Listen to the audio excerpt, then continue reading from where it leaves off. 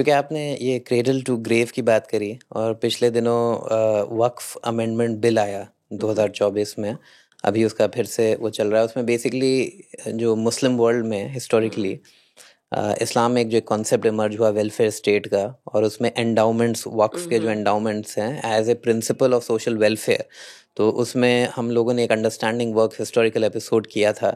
तो उसमें यही था कि भाई ऑटोमन एम्पायर के टाइम पे एक ऐसा वक्त गुजरा कि जो बच्चा पैदा होता था, जो पढ़ता था, जो खाता था पीता था, फिर जो नौकरी करता था, वो कहीं ना कहीं वो जो वक्फ इंस्टीट्यूशंस हैं, और जब तक वो ग्रेव में जाता था तो वो भी उसी एंडाउमेंट्स, जो स्टेट सपोर्टेड एंडाउमेंट्स भी थे और नॉन स्टेट सपोर्टेड एंडाउमेंट, जो आपने, और एक ढांचा था। और वो किस तरह से एक तरीके से एक पूरी जो पॉपुलेशन है उसको सुविधा देता है। तो दूसरा ये जो सवाल इससे रिलेटेड ये बन रहा है कि ये एक तरीके की फिक्र है जो आप बता रही हैं, एक तरह की सोच है। और वक्फ के केस में भी मैंने देखा, जो आपने बोला कि लोग बोलते हैं कि भाई इसमें बहुत ज़्यादा करप्शन है, इसमें बहुत ज़्यादा ये है, और उस पर्टिकुलर पॉइंट को सामने रख के एक डिस्कोर्स तैयार किया जाता है कि व्हाई दिस शुड बी एबोलिश्ड।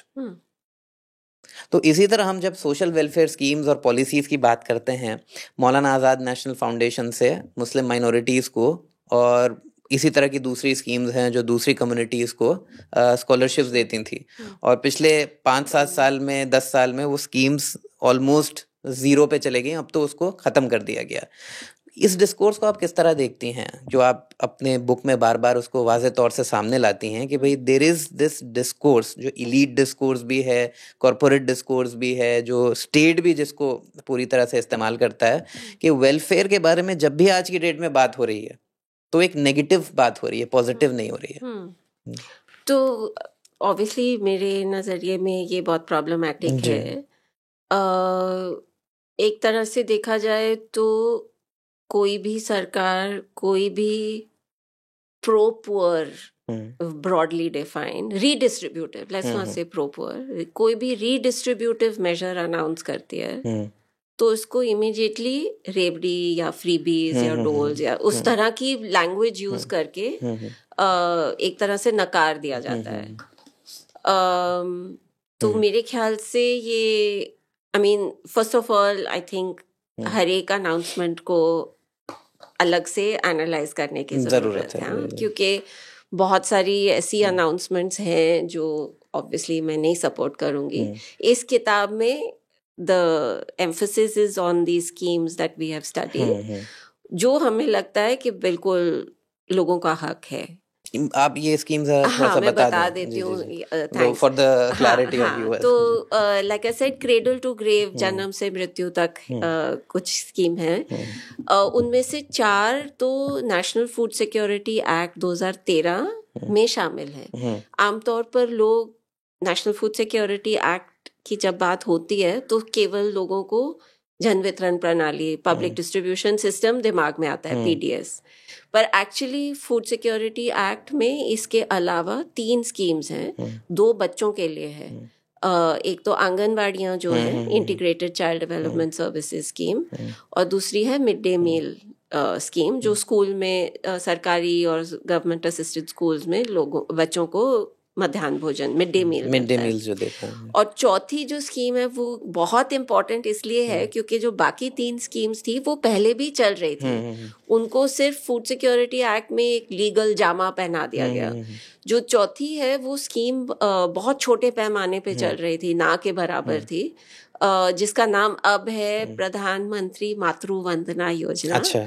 तो वो योजना बेसिकली महिलाओं के मातृत्व लाभ को recognize करती हैं, that whenever a woman is pregnant she is entitled to maternity benefits। अब इंटरनेशनली जो ILO का नॉर्म है उसमें हेल्थ बेनिफिट्स भी हैं, मैटरनिटी बेनिफिट्स में, इंटरनेशनल लेबर ऑर्गेनाइजेशन, हाँ, ILO का हेल्थ बेनिफिट्स है और कैश सपोर्ट है, और जो उनकी नौकरी है protection of there, so it's like a wage compensation. आप नौकरी कर रही हैं, आप प्रेग्नेंट हो गई हैं, आपको आराम की ज़रूरत है और वो आराम आपका हक है। तो जब तक वो आप, उसका नॉर्म है कि 14 हफ्ते आपको लीव मिलेगी।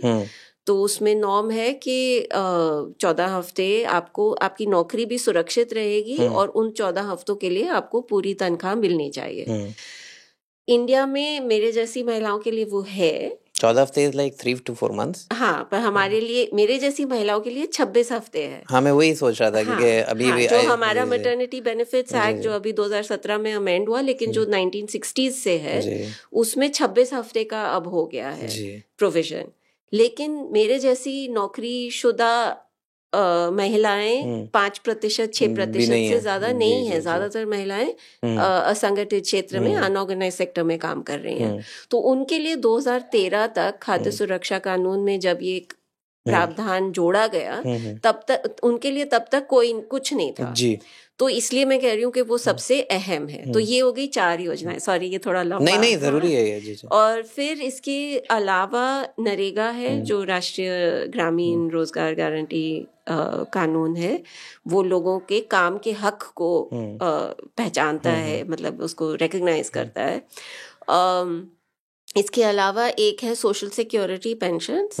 ये भी बहुत दिलचस्प है मेरे अनुसार, क्योंकि पेंशन जब हम बात करते हैं तो लोगों के दिमाग में सरकारी जो अगेन मेरे जैसे लोगों की सरकारी नौकरी है, उस तरह की पेंशन, हम ओपीएस और NPS, old pension scheme, new pension scheme, इस डिबेट में उलझे रहते हैं। और वो अहम डिबेट है। मैं ये वो भी इसकी किताब में कुछ हद तक उस पे मैंने थोड़ा सा लिखा है।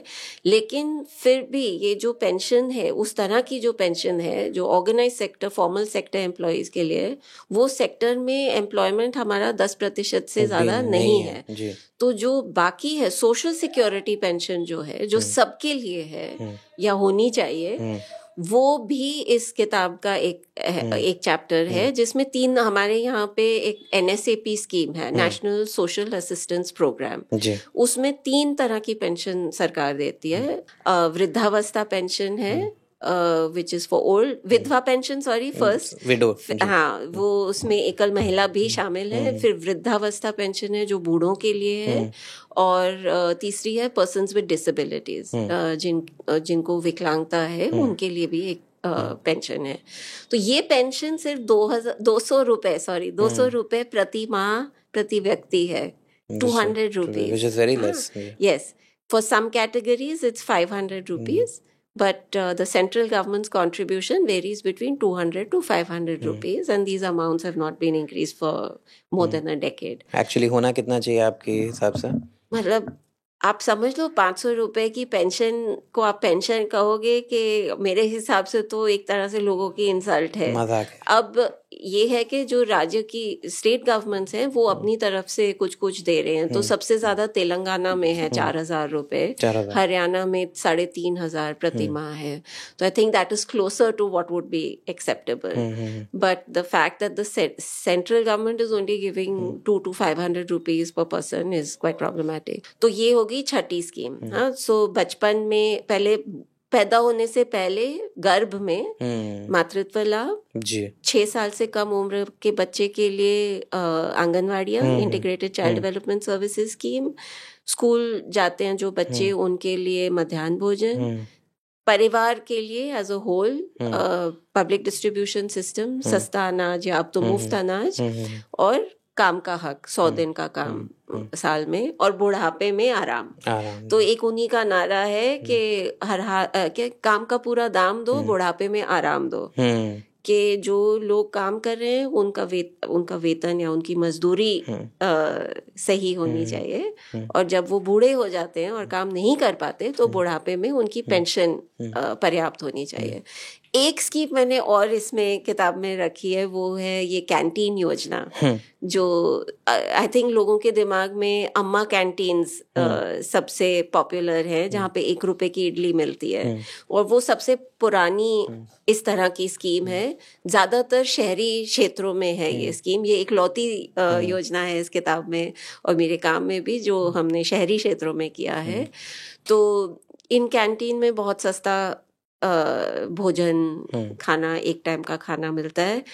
तमिलनाडु के बाद कर्नाटका ने भी वहाँ पे कैंटीन शुरू की, तो तमिलनाडु की अम्मा कैंटीन कहलाती है, कर्नाटका की इंदिरा कैंटीन्स कहलाती हैं।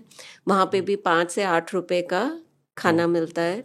और राजस्थान ने कोविड के दौरान, गहलोत के टाइम में इंदिरा कैंटीन शुरू की, जो थैंकफुली जब सरकार बदली राज्य में उसको बंद नहीं किया गया, और अब वो अन्नपूर्णा रसोई के नाम से चल रही है। वहाँ पे 8 रुपए में आपको 5-6 रोटियां, सब्जी, दाल, अचार या पापड़, ऐसे कुछ बहुत सिंपल खाना है पर अच्छा खाना मिल सकता है।